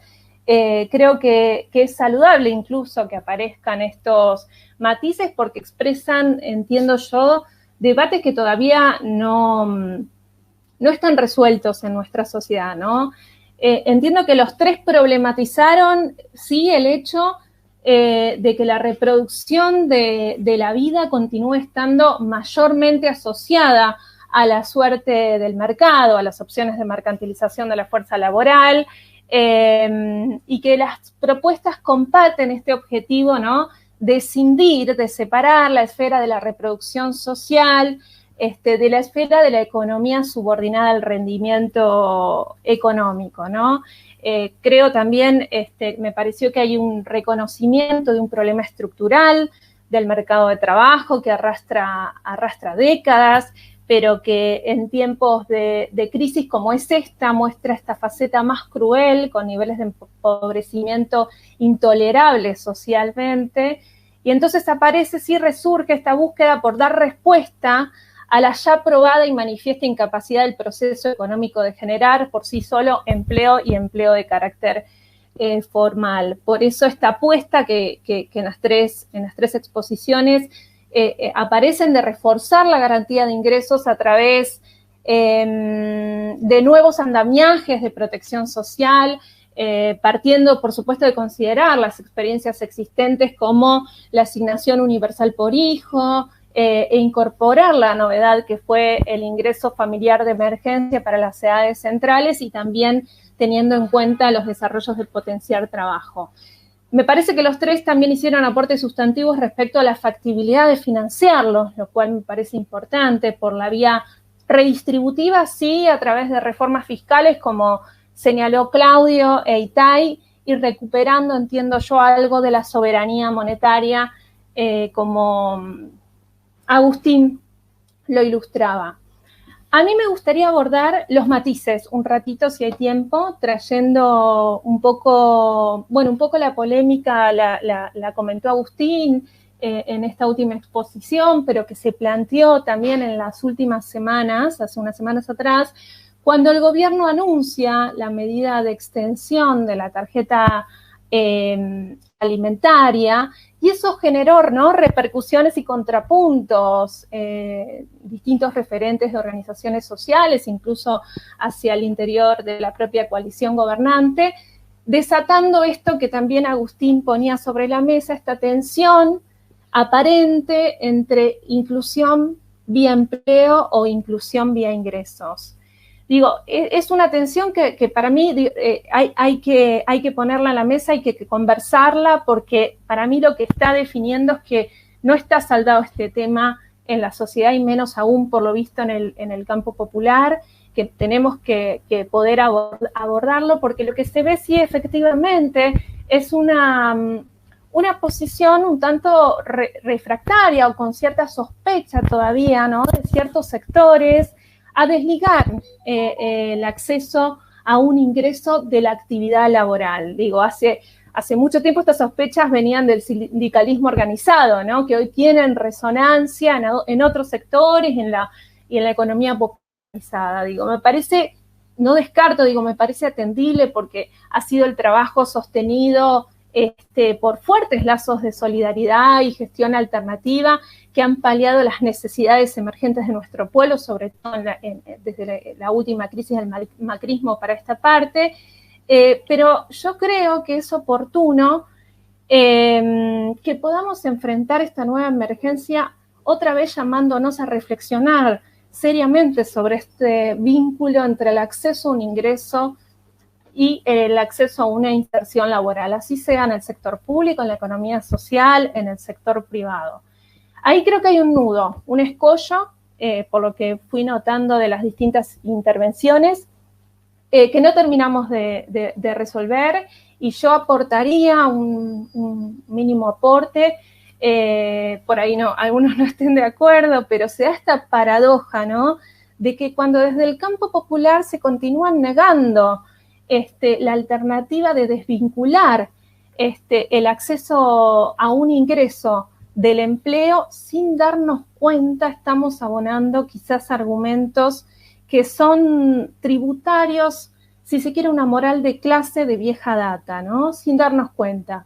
Bueno, me permito aquí traer el mandato bíblico: ganarás el pan con el sudor de tu frente, ¿no? Esa maldición divina, esa culpa que nos lleva a justificar la existencia humana, el merecimiento de la vida con sacrificio. Bueno, trabajo viene de tripalium, que es instrumento de tortura, y todo el evangelio del trabajo, ¿no? El trabajo dignifica, o su reverso, los prejuicios en torno al no trabajo, los mal entretenidos, la vagancia y demás, tenía una racionalidad económica en una etapa previa al desarrollo de la técnica moderna, cuando se requerían grandes esfuerzos de muchos y muchas para que una clase propietaria pudiera disfrutar de una confortable ociosidad, ¿no? Hoy esto es una irracionalidad económica total, ¿no? En media hora de trabajo hoy se puede producir lo que un siglo atrás tardaba una semana o más. Digo, producimos con una menor capacidad de trabajo, niveles de bienestar tal que nos permitirían sostener una clase ociosa y podríamos distribuir igualitariamente el tiempo libre. Pero bueno, claramente esto no sucede, ¿no? Yo entiendo que la gestión neoliberal del paradigma productivo y del paradigma tecnológico lo que hace es privatizar todo aumento de la productividad y hace que en lugar de que todos estemos trabajando menos, el resultado sea expulsión de mano de obra hacia la marginalidad, hacia el desempleo, que muy bien hablaron, o formas no asalariadas al borde de la subsistencia, que ojo, que estos márgenes de fuerza de trabajo no ingresan cuando el ciclo aumenta. Bueno, Nun nos conversó muy bien de toda la cuestión y el problema de la masa marginal, y también nos da como resultado la polarización, no el fin del trabajo, la polarización de un mundo laboral moderno en el cual hay una base grande y amplia de trabajadores, generalmente jóvenes, mujeres, insertos en trabajos flexibles, inestables, de bajos ingresos, y una élite de profesionales, programadores muy bien pagos. Digo, viendo algunos pocos datos del cuarto trimestre, queda expuesto el sesgo excluyente que hay incorporado en el empleo, ¿no? Tenemos que el 30% de los ocupados son pobres y el 90% de la población pobre vive de su trabajo. O sea que la población pobre trabaja y el 80% de la población indigente vive de su trabajo. Digo, a ver, para simplificar, digo, tenemos introyectada una moral del trabajo que nos tiene atrapados en la trampa, creo yo, de creer que con más trabajo, más producción se resuelven las carencias, cuando el problema de fondo es la distribución del excedente que ya producimos. Es el quid de la cuestión, digamos, si producimos y trabajamos más sin trastocar las formas de distribuir, es muy difícil resolver. Y yo creo que la idea de la renta básica, el ingreso básico universal, puede ser un instrumento que nos permita efectivamente abordar canales redistributivos que precisamos. Y agrego, si hay tiempo, que si nos ponemos a pensar, el anverso, el trabajo productivo, está muy lejos de ser la nada, el caos, o la destrucción. Al contrario, no solo, como decía Itay, los hombres y las mujeres trabajamos permanentemente en la esfera reproductiva. Es inimaginable la existencia humana sin trabajo. sino que también hay que agregar que el tiempo libre tiene una función social clave en el desarrollo de cualquier civilización. Digo, a mí me cuesta mucho imaginarme un Freud, un Nietzsche, un Picasso bajo el agobio de los protocolos laborales, de la burocracia del Estado y los óptimos de mercado, ¿no? Bueno, algunos pensadores un poco provocadores dicen que la creencia que el trabajo es una virtud ha causado mucho daño y que la prosperidad vendría de la mano de la reducción del mismo. Digo, lo planteo como para dejar las dos posturas, ¿no? Digo, justamente por eso quisiera pensar en algunas preguntas posibles que cuando iba escuchando las exposiciones uno puede volcar en la mesa, digo, sin necesidad de responderla ya, pero que nos pueden dejar pensando, digo, lo que dignifica es realmente el empleo.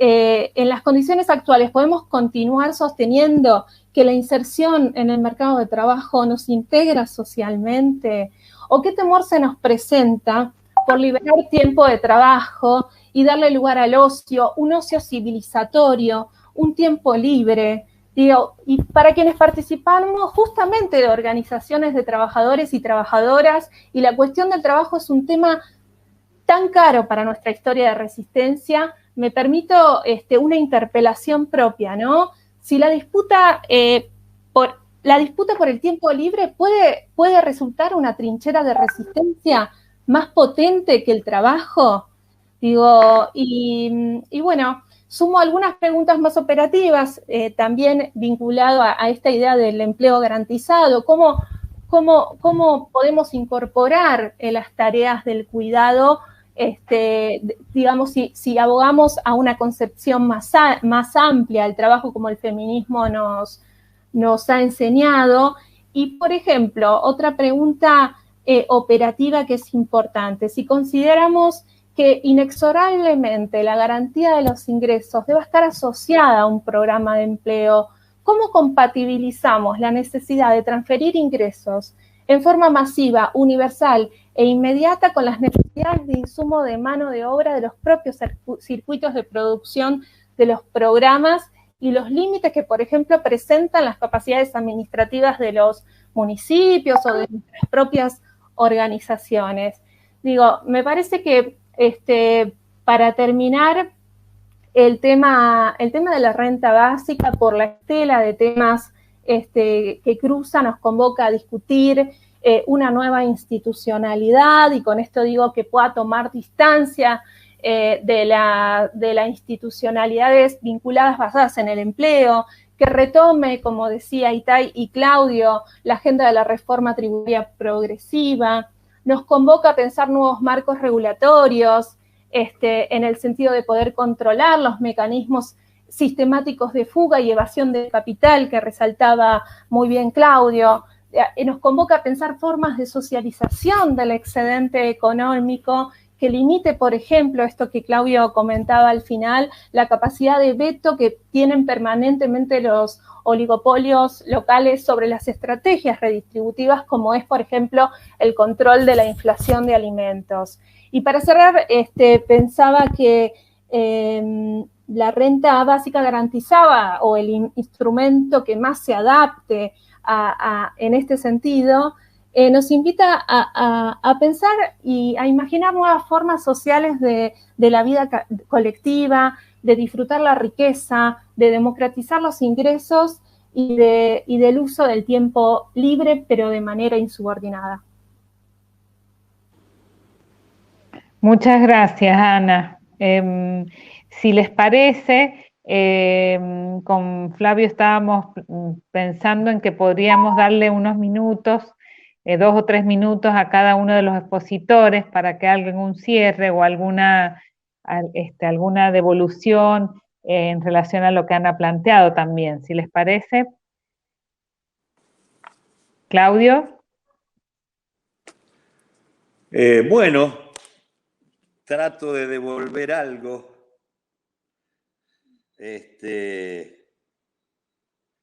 No, me parece que muy sugerente el comentario de Ana. Creo que hay una discusión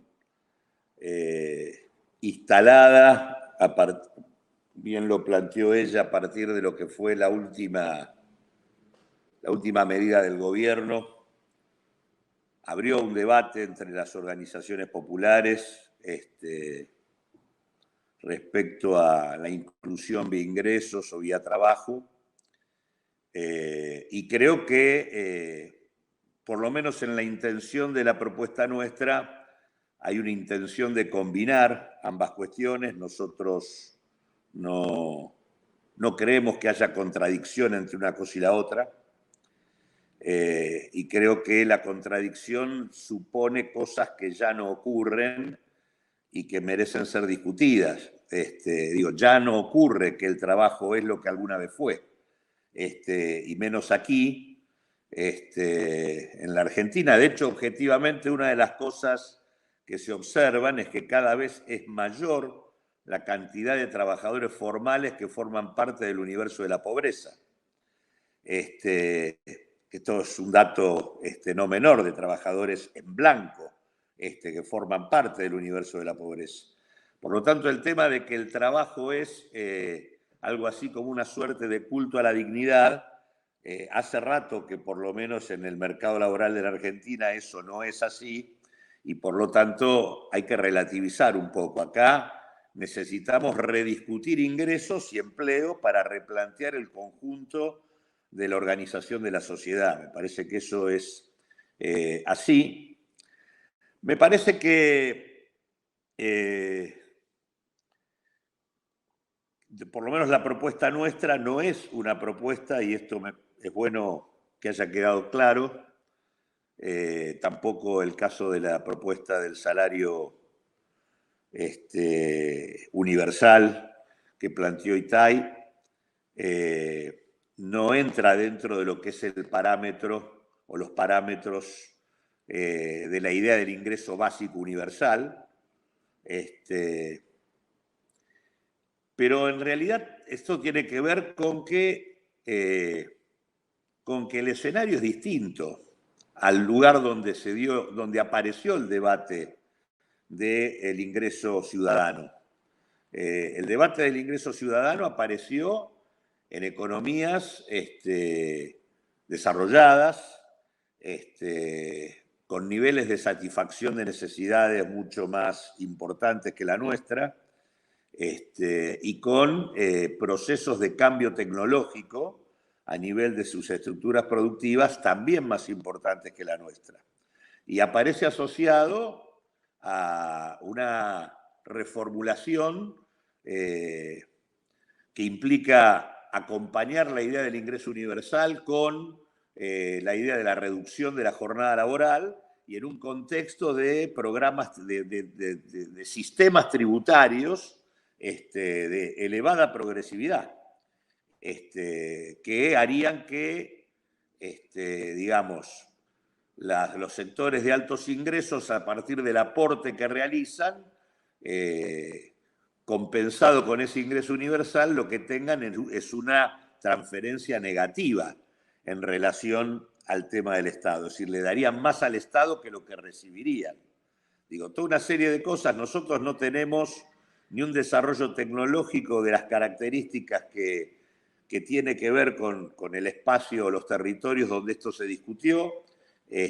Tampoco tenemos un perfil tributario de esas características, y me parece que, por lo tanto, hay que adecuar las propuestas a un escenario totalmente distinto. Del mismo modo que creo eso, también quiero tomar el punto provocador de Agustín respecto al tema de la cuestión del financiamiento y lo que yo llamaría la facultad soberana que tiene cualquier Estado de crear moneda. Y que efectivamente yo soy de los que cree que ese latiguillo neoliberal que asocia emisión con inflación es una mentira completa.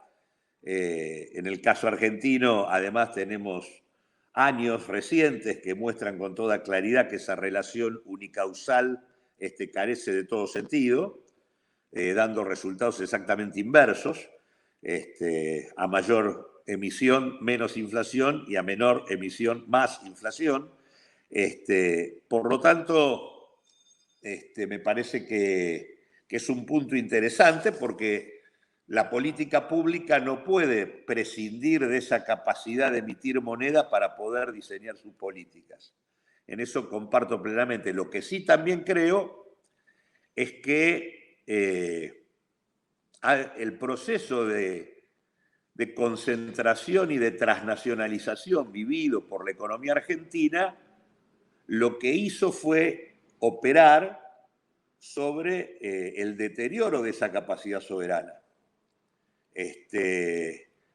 Y consecuentemente nos plantea, y por eso yo terminé planteando el tema que planteé respecto al tema precios, porque la posibilidad de tener capacidad de emitir moneda sin que efectivamente tengamos efectos no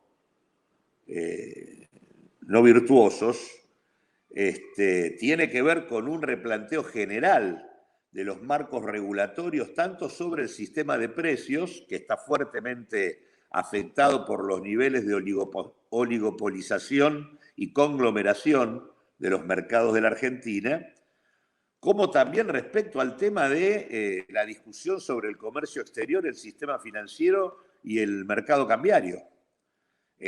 Argentina no tiene hoy digamos, la contracara de la situación bimonetaria de la Argentina es la extranjerización de nuestro país. Y consecuente, la extranjerización de la cúpula empresarial, y en todo caso de que los pocos grupos locales que quedan dentro de la cúpula están también fuertemente internacionalizados, y para estos capitales la unidad de cuenta y de reserva de valor es otra moneda que no es la nuestra. Y que en ese marco tienen la capacidad de repudiar la moneda doméstica. Entonces, el debate respecto a cómo se reconstruyen marcos regulatorios que hagan posible recrear la facultad soberana de emitir moneda, me parece que es el debate de fondo que hay que dar para, del mismo modo que adecuar el ingreso universal a las condiciones de la Argentina, también adecuar nuestro planteo, que es absolutamente lógico. El dinero en realidad es un instrumento para movilizar los recursos, uno que tiene el Estado, y que en todo caso el límite que uno tiene para esto es la dotación de recursos de la que dispone. En tanto tenga recursos ociosos, puede utilizar dinero para movilizarlos. Ahora, la pregunta no es la dificultad que exhibe la Argentina como resultado del fenómeno de concentración y transnacionalización, es que efectivamente, aún en contextos de recursos ociosos, los sectores de mayor capacidad y control sobre la economía argentina repudian el uso de la creación de moneda por parte del Estado. Entonces, el tema de qué regulaciones estamos en capacidad de impulsar sobre el sistema de precios y sobre el comercio exterior, el sistema financiero y el mercado cambiario son discusiones centrales para darle perspectiva a la propuesta que hace Agustín y que yo obviamente suscribo, que es que la emisión o la creación de moneda es un recurso indispensable a la hora de llevar adelante política económica.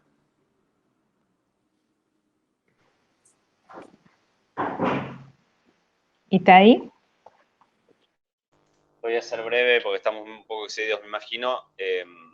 Coincido, a ver, con lo que se dijo, con que efectivamente hay una discusión que se da de un modo en los países desarrollados y otro modo acá, y en ese sentido me parece que las propuestas que estamos haciendo efectivamente no se inscriben en esa lógica de países que tienen fundamentalmente un problema de falta de empleo estructural por el nivel de avance tecnológico, y donde aparecen estas ideas de la teoría del decrecimiento y demás, donde la discusión es solamente cómo se distribuye y no cómo se hace para crecer y mejorar la capacidad productiva del país, que efectivamente son planteos distintos, ¿no? Y a esos planteos yo comparto algunas de las críticas que Agustín hacía a esos planteos, pero creo que nuestras propuestas están bastante pensadas para resolver un problema de la Argentina, o sea, adaptadas, si se quiere, a la realidad de la Argentina, una función que tiene más que ver con atender la exclusión estructural del mercado de trabajo, con remunerar el trabajo no pago, ¿no? Lo que señalábamos antes, y no como contradictorio con el trabajo.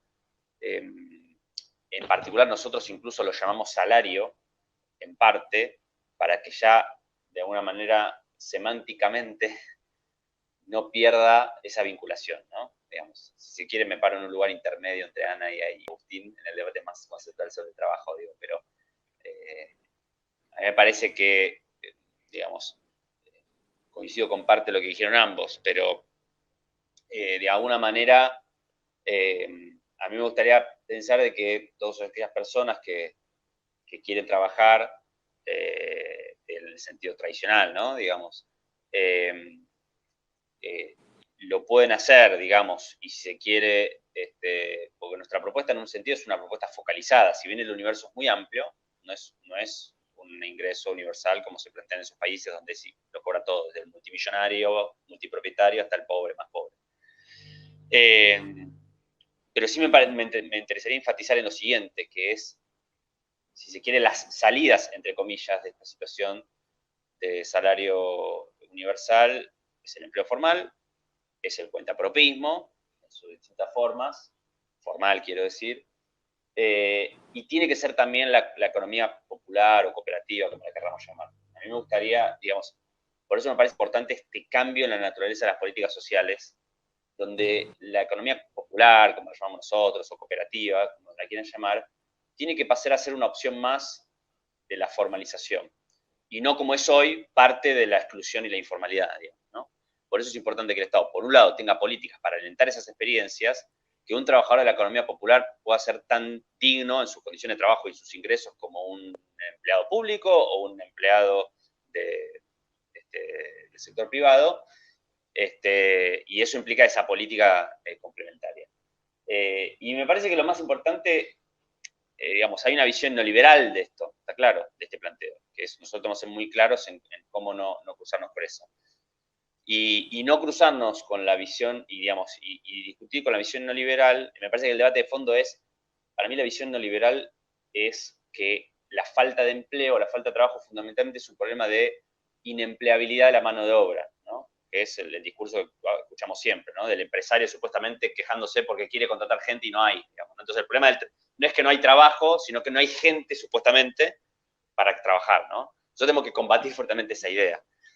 Porque esa idea obviamente lo que lleva es a poner la responsabilidad justamente en los que no tienen laburo o están en condiciones de exclusión, ¿no? Porque supuestamente no están suficientemente capacitados, porque no se esfuerzan lo suficiente, bueno, todo ese discurso que ya conocemos, el meritocrático, etc. Entonces me parece importante dar vuelta a eso también, ¿no? No hay un problema, no es que no pensemos que sea importante capacitarse, es muy importante, pero el principal problema en todo caso, la falta de trabajo no está en las condiciones o en las capacidades de las personas, sino fundamentalmente en un modelo productivo que excluye, ¿no? Y me parece que ahí tiene que estar también, tenemos que buscar cómo asociar esta propuesta a ese planteo, ¿no? Bueno, muchas gracias, aprovecho, como sé que termina ahora, aprovecho para agradecer y saludar. Te escuchamos, Agustín. Bien, también, bueno, cortito, pero a ver, me parece, respecto de la discusión sobre la tarjeta alimentar, que fue el comienzo del planteo tuyo, Ana, en mi mirada me parece fundamental distinguir, por eso traté de dejarlo claro, pero distinguir entre lo que son políticas para los que no pueden o no deben trabajar y las políticas para las personas en edad y condiciones de trabajar. Entonces, digamos, me parece que la UH, la tarjeta alimentar, todo el sistema previsional para adultos mayores, todo el sistema de pensiones por discapacidad y demás, todo eso me parece que sí entra en una bolsa que obviamente, por supuesto que tiene que estar no tiene que tener ningún ingresos, que no tienen que tener condicionalidad y tienen que estar desvinculados del trabajo. Respecto de la población de edad laboral, de nuevo, por si no quedó claro en mi planteo, yo no es que estoy en contra de la transferencia de ingresos por una cuestión ética, digamos, no digo que no lo merezcan, probablemente todos nos merecemos tener un ingreso y no trabajar. Lo que digo es que en este sistema, digamos, lamentablemente hay que generar incentivos para que los bienes y servicios que queremos consumir con nuestros ingresos monetarios los podamos adquirir, se produzcan y por lo tanto los podamos adquirir. Probablemente lo que vos planteas, digamos, es cierto que incluso un país como Argentina, un país de ingreso medio, no sé, acá estoy imaginando, pero imagino que bajo otro sistema económico podría asignar el tiempo de trabajo y acceso a los recursos de un modo distinto, pero no lo veo, digamos, como algo tan, digamos, factible como los planteos que, tanto el planteo de Claudio, de Itay o el mío. De nuevo, entonces, yo básicamente lo propongo por una razón pragmática. O sea, los bienes y servicios se tienen que producir y me parece que a mí no me molesta que me digan que soy funcional a, no sé, ni a la derecha ni a ningún discurso particular, porque, digamos, estoy seguro que los desempleados quieren trabajar. Entonces, mientras construimos esa sociedad diferente, le podemos dar una solución mañana mismo a las personas que no tienen laburo y quieren laburar, digamos. Me parece una razón simplemente pragmatismo. Y bueno, hay muchos temas, pero me parece que ese es el punto central. No quiero aburrir, así que lo dejo ahí. No sé, ustedes me dirán. Muchas gracias, Agustín. Bueno, el tiempo se nos ha ido un montón. Habíamos previsto a las 7:30 y ya son las 8. Les agradezco junto con Flavio, en nombre de todas las y los integrantes de la Rieti, que hayan participado de este debate.